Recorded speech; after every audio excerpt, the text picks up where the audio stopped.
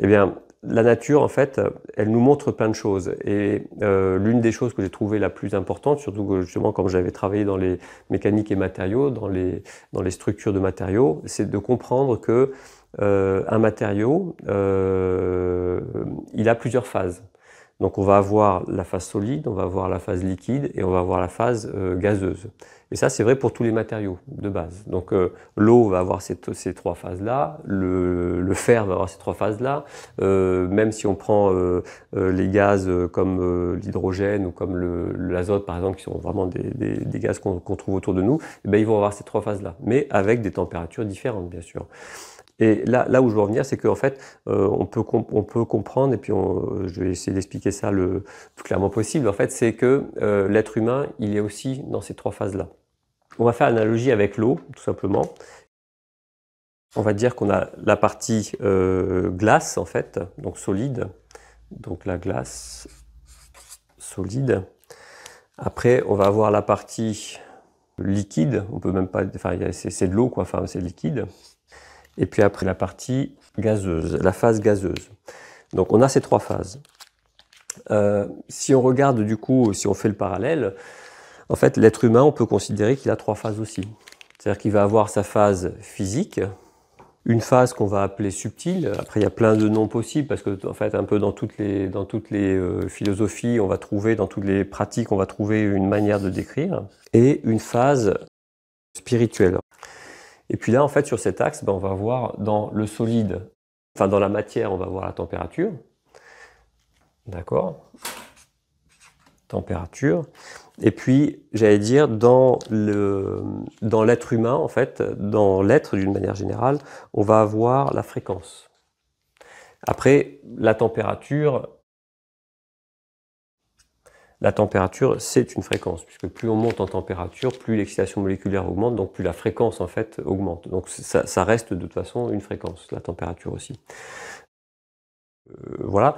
Donc, en fait, si on regarde bien, dans certaines cultures, on va appeler le corps, l'âme et l'esprit. On va appeler ça le corps physique, le corps astral, et puis l'esprit éventuellement aussi. Enfin, on va avoir plein de manières de décrire dans les différentes philosophies, mais n'empêche que la plupart des philosophies décrivent l'être en trois phases, quel qu'il soit. À mon sens, ce qui est important aussi de dire, c'est que, ok, il y a trois phases, mais pour ne pas rentrer justement dans le côté humain ou scientifique cloisonnant, on va dire j'ai ma phase physique, j'ai donc mon corps physique, mon corps subtil, mon corps spirituel. Mais en fait, c'est comme si on disait j'ai trois morceaux différents. Et donc je vais parler de mon âme m'a dit que, mon corps m'a dit que, mon corps machin. Mais en fait, c'est quasi schizophrénique, quoi, en fait. Alors qu'en fait, quand on regarde bien l'eau, l'eau, qu'elle soit sous forme solide, liquide ou gazeuse, c'est toujours de l'eau. Donc en fait, dans notre vocabulaire, en tout cas, chez Harmonie Evolution, on va dire que le corps, c'est tout, et ce sont les enveloppes ou les phases de notre être qui vont être décrites dans cette part de fréquence qui me décrit, elle est là, cette part de fréquence qui me décrit, elle est là, cette part de fréquence qui me décrit, elle est là. Mais c'est toujours moi. Mais bien sûr que quand on regarde l'eau, c'est vrai qu'il y a une grosse séparation quand même. À 0 degré, poum, ça devient tout solide. Et puis de l'autre côté, poum, ça devient tout liquide. Et pareil, à 100 degrés, ça devient complètement gazeux. Donc on peut penser que c'est complètement différent. Mais au niveau micromoléculaire, on va dire, ça reste de l'eau. D'accord ? Et donc nous, d'une certaine façon, on reste toujours nous, où qu'on soit ici.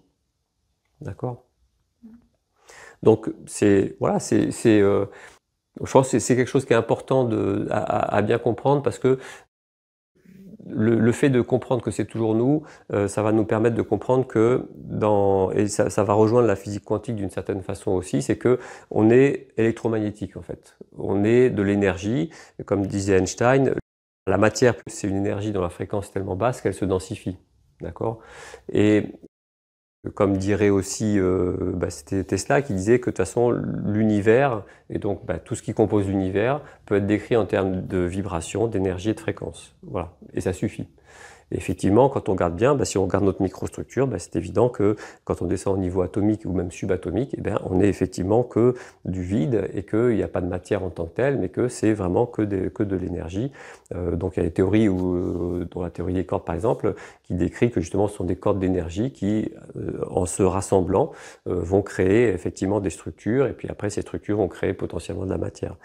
Mais d'une certaine façon, sans rentrer trop dans le détail, on voit que, j'allais dire, presque ce qu'il y a autour de moi, du coup, est aussi dense, en fait, d'un point de vue énergétique pur, que ce qu'il y a à l'intérieur de moi. Donc ça veut dire que je sois ici, que je sois ici ou que je sois ici, en fait, c'est toujours une continuité. Il n'y a pas de séparation réelle. Et si on comprend qu'il n'y a pas de séparation, alors on peut comprendre que, et ça c'est par exemple dans l'Ayurveda qu'on le dit, l'Ayurveda dit que avant que ça se manifeste dans le physique, il y a plusieurs niveaux, 4 ou 5 niveaux, je ne sais plus, où si on est capable de sentir ces niveaux et s'en occuper avant que ça se manifeste dans le physique, je ne serai pas malade. Parce que j'ai vu en fait que quelque chose se mettait en place avant que ça se densifie, que la fréquence diminue et que ça se matérialise. Donc toute cette vision simple, on va dire, de l'être est suffisante d'une certaine façon. C'est vrai que j'ai vu pas mal dans mes explorations, pas mal de visions où il y avait un corps physique, un corps mental, un corps émotionnel, un corps astral, un corps causal, un corps, etc., etc.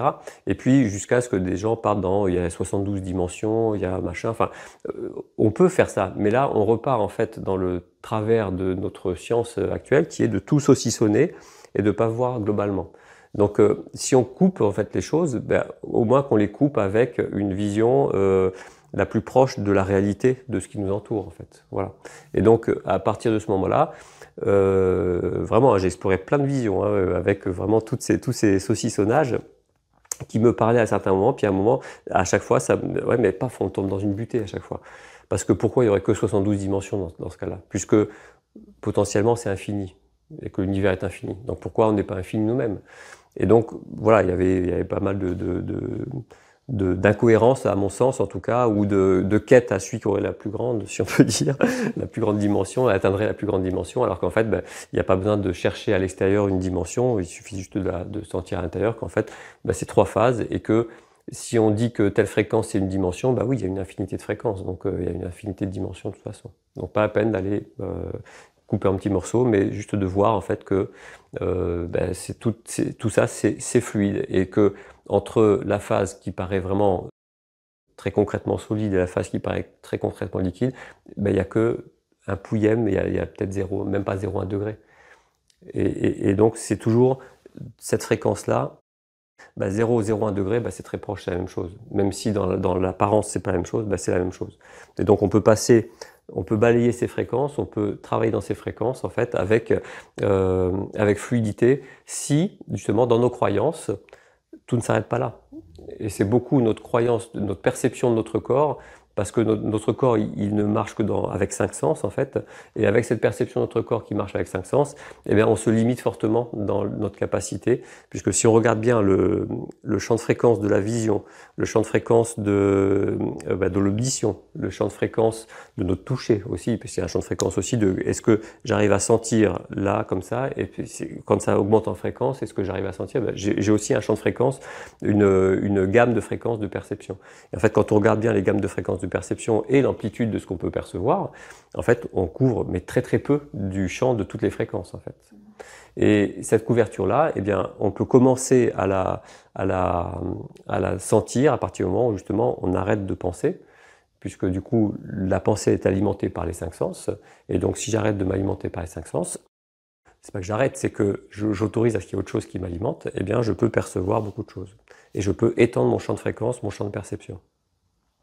D'accord? Donc voilà, ça pour moi c'est une base assez intéressante à voir. Après on va beaucoup plus loin dans les autres formations dans la suite des formations, dans l'analogie avec l'eau, parce que on a aussi ici un axe qui s'appelle la pression. Et donc, il suffit de faire l'analogie entre la pression qu'on subit et puis la pression que subit l'eau. Et on voit que le diagramme, il change énormément en fonction de la pression et en fonction des zones dans lesquelles on se place. Donc ça, il y a des explications bien plus profondes et longues, mais bon, là, on ne peut pas tout faire dans une journée, donc voilà. Ok. Donc effectivement, ce qui est intéressant aussi à voir, c'est que ici, pour l'eau, on a 0 degré. Et 100 degrés, qui sont en parlant de Celsius, qui sont nos références. Et ici, on a en fait le zéro absolu, qui est à moins 273,15 degrés Celsius. Et donc, on voit que, quelque part, ça c'est à pression ambiante, c'est à pression atmosphérique, on voit que quelque part, la phase subtile, la phase liquide de l'eau, elle n'est pas si grande que ça par rapport au champ de température possible. Et on voit que la phase solide, finalement, elle a une existence dans un champ de fréquence qui est plus large que cette phase-là. Et quant à la phase gazeuse, la phase spirituelle du coup de l'être, en fait, 200 degrés, on peut aller à une température potentiellement infinie.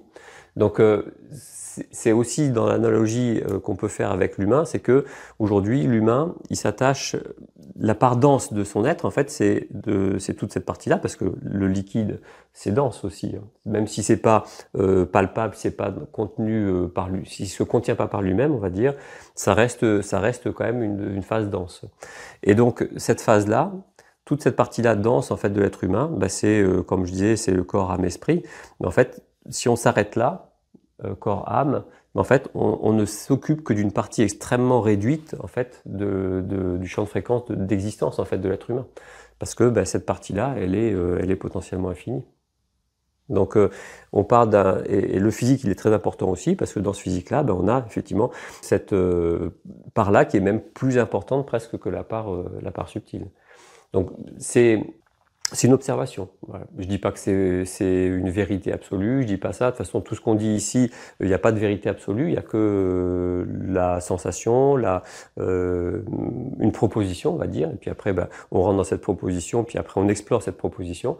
Mais il n'y a pas de vérité, il n'y a pas de croyance. En tout cas, on essaie au mieux de ne pas créer de croyance, en tout cas supplémentaire, puisque notre but justement, c'est de faire en sorte que dans une vision en fait purement énergétique de l'être, finalement, on n'a pas besoin de beaucoup de croyances pour avancer, puisqu'on a juste la perception qui est suffisante en fait. Donc voilà, ça on en reparlera un peu après. Donc voilà, là c'est assez intéressant de voir effectivement la répartition dans l'eau, et puis la répartition peut-être que dans l'être est pas si loin de celle-là aussi. Donc des fois on accorde trop d'importance à quelque chose qui est pas si important que ça, et puis pas assez d'importance à quelque chose qui finalement est peut-être plus la représentation de ce que l'on est.